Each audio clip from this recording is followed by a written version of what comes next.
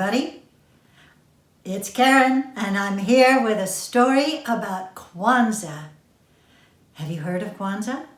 Do you know what it is?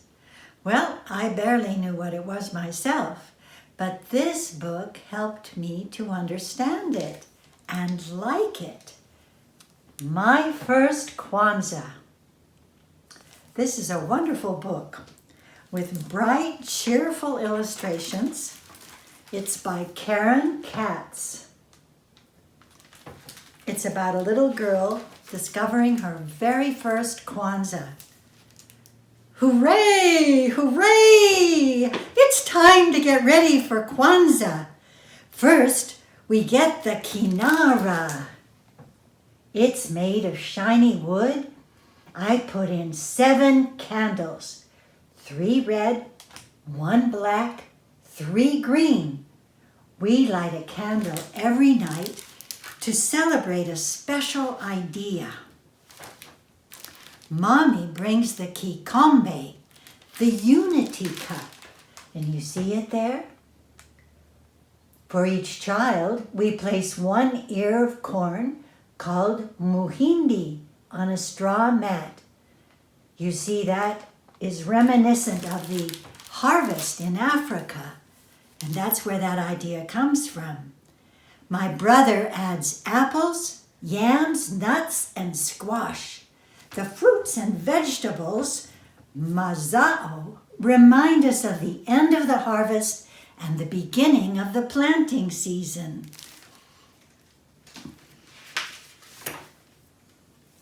Just like in Africa. And she imagines all the people in Africa at the time of harvest, the different plants and activities. That's a time of great celebration.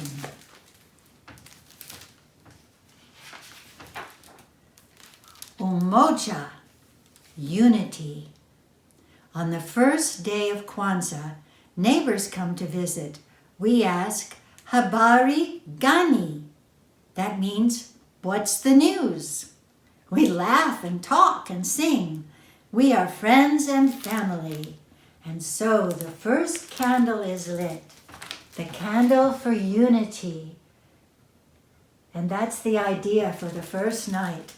Unity is one family, one thought,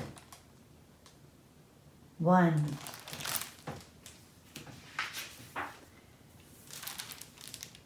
On the second day of Kwanzaa, I ask Mommy to braid my hair in a fancy African way. It makes me feel proud. Kujichagulia, self-determination. Self-determination means making choices about what you want to be and what you want to do. And so on the second night, with the second candle, she chooses to get her hair braided in a fancy African way. Ujima, working together.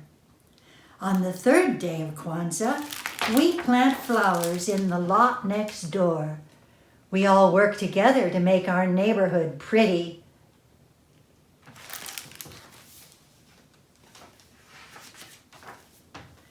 Ujamaha, helping our neighborhood grow. On the 4th day of Kwanzaa, we buy special food for our celebration. We like to shop in our neighborhood stores to keep our businesses strong. You see here, they've gone shopping, they're paying the merchant, and everybody's pleased. Right now, we have to take care of our local merchants, don't we? Nia, purpose. On the 5th day of Kwanzaa, I dream of what I can be. Someday, I will be an African dancer, like my Aunt Tasha. You see them there, in their colorful costumes?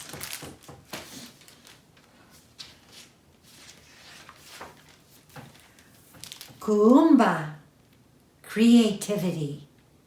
On the 6th day of Kwanzaa, My cousin and I paint a clay pot and weave some baskets. We will make our house beautiful. Kuumba, creativity. And you can see this book is very creative with all those colorful African textiles and the backgrounds always printed with pretty pictures.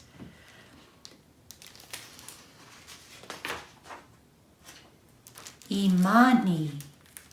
On the 7th day of Kwanzaa, we light the last candle to show our faith in ourselves, our family, our future, and our past.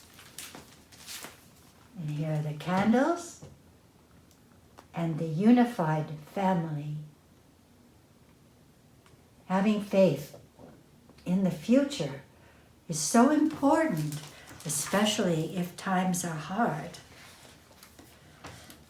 Grandma gives us zawadi, gifts, for the promises we have kept all year. A handmade doll for me and an African shaker gourd for my brother so he can shake it. Did you see that picture well? There. You see Grandma, she even has white eyelashes.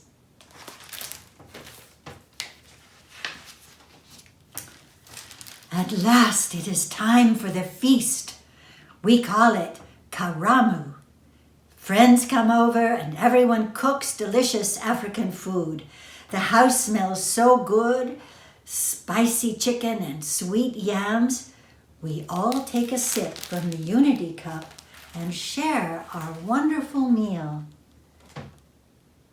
And so you see, Papa starts the unity cup, passes it, Mama's passing it, and they all partake of it.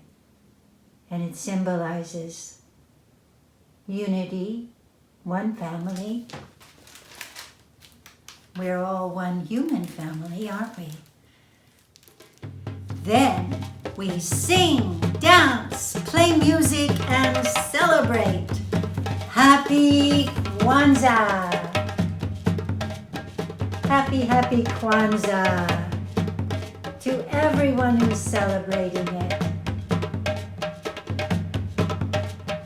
A wonderful time. So Kwanzaa is a relatively recent holiday. It's not really religious, it's cultural.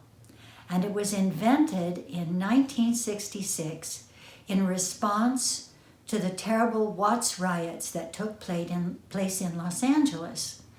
And the man who thought of it was a young man, a student active in the civil rights movement, and he thought, we need a holiday that's just for us, where we can take pride in our own culture and not feel like we have to imitate the white culture. And so he invented Kwanzaa and based it on the harvest festival in Africa.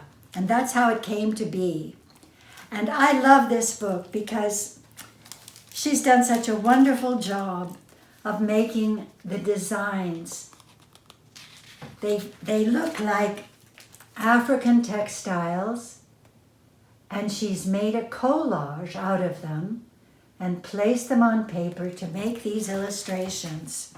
It's really very creative, isn't it? Well, I hope you can do something creative. Kwanzaa begins on December 26th and it goes through the 1st of January. And it's a way of uplifting the spirit at the very end of the year and to reflect on the good that has come. And let's all try to think of the good that has come. We've had so many challenges.